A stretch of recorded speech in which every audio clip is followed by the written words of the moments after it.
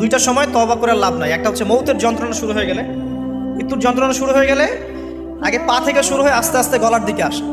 হাদিসে যেমনটা এসেছে, সূরা ওয়াকিয়ার মধ্যেও আছে যে পায়ের দিক থেকে যন্ত্রণা শুরু হয়ে আস্তে আস্তে আস্তে আস্তে এই গলার দিকে আসে, এবং আত্মাটা গলার এখানে যখন চলে আসে, এখান থেকে মালাকুল মউত আত্মাটাকে নিয়ে চলে যায় এবং চোখ দিয়ে তাকিয়ে থাকে মানুষ। রুহটা চলে গেলে মানুষ চোখ দিয়ে তাকিয়ে থাকে, দেখবেন এই কারণে মৃত ব্যক্তি তাকিয়ে থাকে, চোখ খোলা থাকে। এবং তখন আসমান থেকে সিঁড়ি নামিয়ে দেওয়া হয়, ওই সিঁড়িতে করে আত্মা চলে যাচ্ছে, ও তাকিয়ে দেখে যে আত্মা চলে যাচ্ছে। এবং মানুষ মারা যাওয়ার পরে চোখ জীবিত থাকে অনেকক্ষণ। মেডিকেল সায়েন্স যারা পড়েছে তাদেরকে জিজ্ঞাসা করবে, মানুষ ডেড হয়ে গেলেও চোখ দেখবেন আরও কয়েক ঘন্টা, হয়তো আরও নির্দিষ্ট একটা সময় পর্যন্ত চোখটা কিন্তু জীবিত থাকে। এই জন্যে চোখ বন্ধ করে দিতে হয়। যাই হোক, যেটা বলছিলাম যে মৌতের যন্ত্রণা শুরু হয়ে গেলে তওবা করে লাভ নাই, তওবার দরজা বন্ধ।